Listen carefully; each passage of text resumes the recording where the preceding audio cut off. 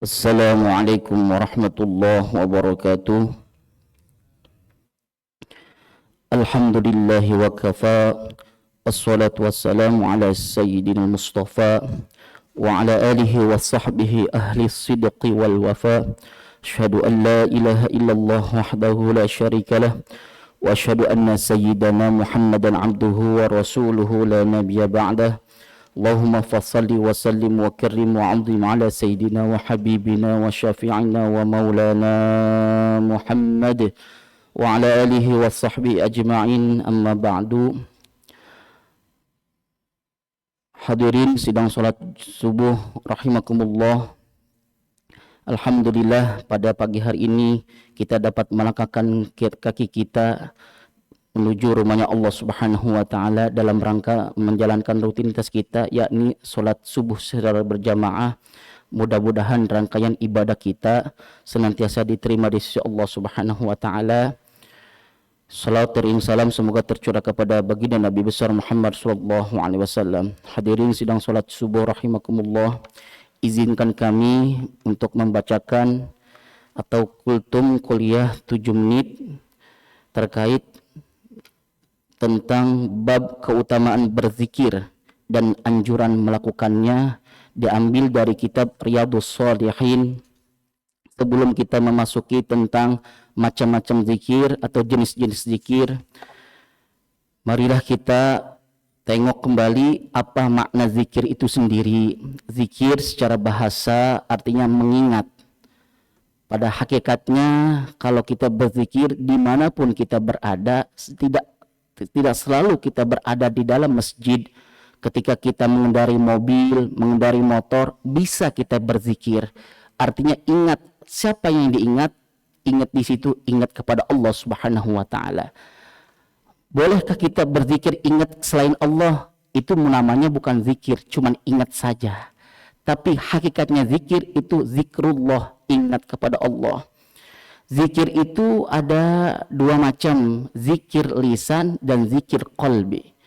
Zikir lisan yang kita tadi Ustaz bacakan ba'da salat subuh tadi, itu zikir lisan, subhanallah walhamdulillah. Tapi zikir qalbi, zikir hati, zikir yang sangat betul-betul lebih manfaatnya lebih besar daripada zikir lisan. Dan mohon maaf, ketika kita zikir hati, itu jangkauannya itu lebih jauh nyentuh ke kalbu kita ketimbang zikir lisan. Maka alangkah baiknya zikir itu kedua-duanya, baik lisan maupun hati. Jangan sampai kita zikir, lisan mengomong subhanallah tapi hatinya kemana-mana, akan tetapi itu zikir tidak akan membuat bekas dalam hati kita. Habis zikir kita marah-marah, itu bukan orang yang sedang berzikir. Tapi kalau habis zikir minimal dia hati tenang, dia bawaannya enak, dia hidupnya nggak bakal takutan, dia apapun yang dilakukan semasa hidup di dunianya tidak akan ketakutan, kekurangan, ke apapun itu, tetapi yang dia alami itu cukup dengan tenang dan tenang. Mohon maaf, kalau seandainya hidup diukur oleh materi, berarti hidup itu ketenangan hanya dimiliki oleh orang kaya saja. Akan tetapi bukan itu pada hakikatnya orang hidup. Belum tentu orang kaya pun tenang dalam hidupnya. Tetapi orang yang biasa-biasa saja hidupnya tenang. Apa kuncinya? Kuncinya adalah berzikir kepada Allah Subhanahu wa taala, tidak memandang kaya, tidak memandang miskin, tidak memandang orang yang pejabat atau rakyat, tetapi semua bisa berzikir kepada Allah untuk pada hakikatnya mencari ketenangan kepada Allah Subhanahu wa taala. Dan zikir bermacam-macam, ada berupa tasbih subhanallah, ada berupa tahmid, takbir, istighfar, solawat. Mari kita tengok terkait zikir kepada Allah Subhanahu wa taala. Hadis nomor 1408, wa an Abi Hurairah radhiyallahu anhu qala, dari Abu Hurairah radhiyallahu anhu ia menuturkan, jadi Abu Hurairah mendengar Rasulullah sedang berbicara. Kalau Rasul sudah berbicara itu tandanya udah jadi fatwa. Kemudian kata Abu Hurairah, saya pernah mendengar Rasulullah bersabda, kalimatani ada dua kalimat, kata-kata Nabi Muhammad bilang begini, kalimatani, ada dua kalimat, khafifatani, ia ringan diucapkan.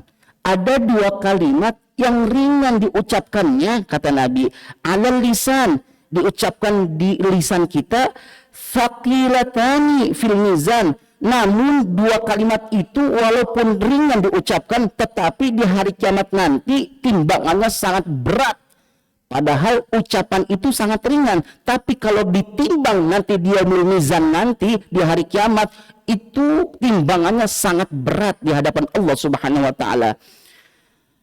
Kemudian habibatani ilar rahman, dan ini ucapan dua kalimat ini yang sangat dicintai Allah Subhanahu wa taala. Apa zikir tersebut? Apa dua kalimat tersebut?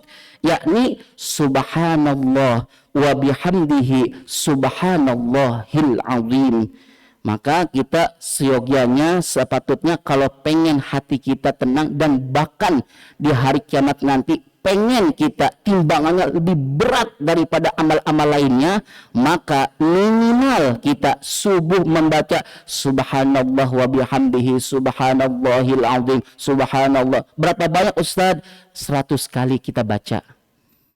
Insya Allah apapun yang kita hadapi, masalah apapun dalam kehidupan kita, Allah akan mudahkan ketika kita sudah membaca subhanallah. Dan ingat tadi prologi tadi, awal Pak Ustadz tadi bilang kalimatnya lisan tidak diucapkan, tidak hanya di lisan tapi di qalbi juga. Subhanallah wa bihamdihi, subhanallah maha suci Allah, wa bihamdihi dengan segala pujiannya, subhanallahil azim. Kemudian ada lagi yang lebih luar biasa, bahkan Rasulullah Shallallahu Alaihi Wasallam mengajarkan kita juga untuk berzikir, ada kalimat-kalimat lainnya. Wa anhu radhiyallahu anhu Rasulullah Shallallahu Alaihi Wasallam. Ini lagi-lagi dari Abu Hurairah. Kalau sudah hadis dari Abu Hurairah, mayoritas itu hadisnya hadis sahih. Dari Abu Hurairah radhiyallahu anhu bahwa Rasulullah Shallallahu Alaihi Wasallam bersabda, "Man qala, barang siapa yang mengucapkan la ilaha illallah wahdahu la syarikalah, lahul mulku wa lahul hamdu wa huwa ala kulli syai'in qadir fi yaumin mi'ata marratin." Dalam sehari 100 kali. Kita baca tadi kalimatnya, la ilaha illallah wahdahu la syarikalah, lahul mulku wa lahul hamdu wa huwa ala kulli syai'in qadir. Kita baca dalam satu hari 100 kali. Kanat lahu adla ashri riqab, maka kalimat itu sebanding dengan pahala memerdekakan 10 sahaya. Luar biasa. Itu di hadapan Allah kita memerdekakan 10 sahaya. Kemudian wa kutibat lahu mi'atul hasanatin, dan tertulis baginya 100 kebaikan. Sudah kita ngucap cuman begitu doang, la ilaha illallah dan seterusnya, dicatat sama Allah, kutibat lahu mi'atul hasanatin, dicatat amal kebaikannya 100 amal kebaikan. Wa muhiyat anhu mi'atu sayyiatin, dan terhapusnya darinya 100 kejelekan. Yang namanya manusia udah jelas, al insanul mahalul khata wan nisyan, manusia adalah tempatnya salah dan lupa, udah jelas. Sehebat apapun manusia tetap ada punya salahnya, punya dosanya, tidak lepas dari yang namanya dosa. Kemudian wa kanat lahu hirzan minasyaiton, dan kalimat itu menjadi pelindung dari syaitan. Kalau kita ada rasa takut, biasanya terkadang dalam perjalanan kita jauh, itu luar biasa kita tempuh, kemudian perjalanan itu sangat menakutkan, minimal kita di dalam kendaraan membaca la ilaha illallah wahdahu la syarikalah, lahul mulku wa lahul hamdu yuhyi wa yumit wa lahul hamdu wa huwa ala kulli syai'in qadir. Minimal orang-orang yang ada di kendaraan itu bersama kita, mereka merasakan ketenangan. Jangan ini dalam kendaraan udah rasa takutnya ada, perjalanan jauh, gelap gulita, yang ada kita takut-takutin.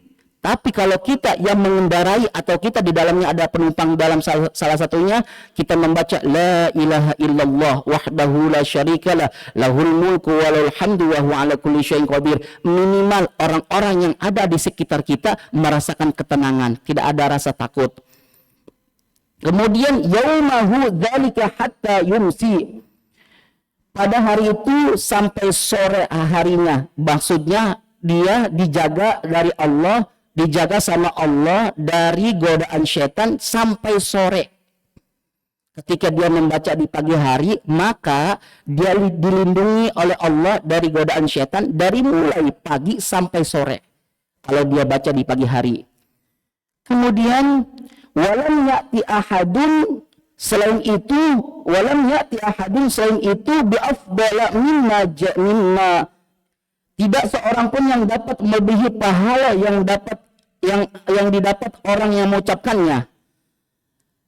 Mimma ja'a bihi illa rajulun amila aktsara minhu. Kecuali seseorang mengamalkan lebih banyak daripadanya. Artinya ketika kita mengucapkan kalimat la ilaha illallah wahdahu la syarikalah lahul mulku wa lahul hamdu wa huwa ala kulli syai'in qadir, maka kalau kita makin banyak bacaannya, makin banyak pula pahala yang kita peroleh di hadapan Allah Subhanahu wa taala.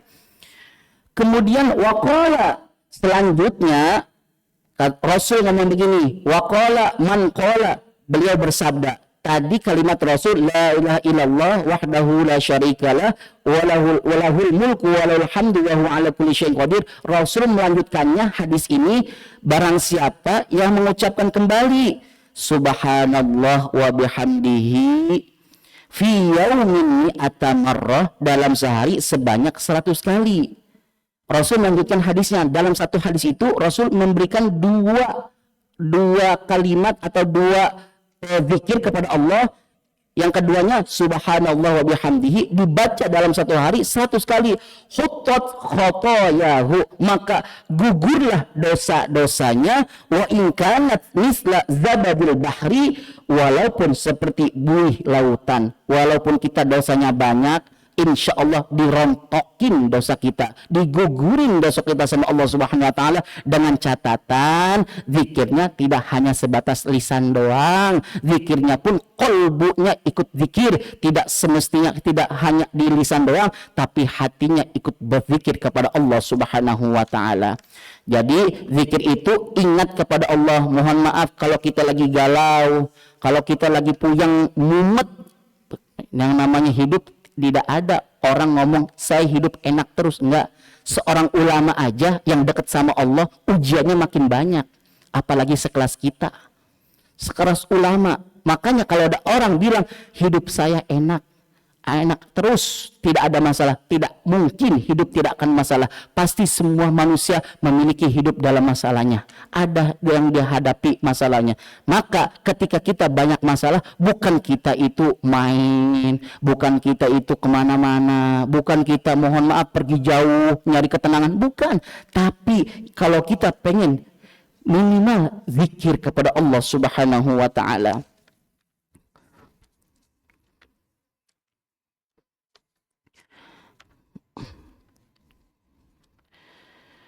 Kemudian Rasulullah Shallallahu Alaihi Wasallam bersabda kembali, wa an Abi Dzarrin, dari Abu Dzar radhiyallahu anhu, qala, ia berkata, qala li Rasulullah Shallallahu Alaihi Wasallam, Rasulullah pernah bersabda kepadaku, ala ukhbiruka, maukah aku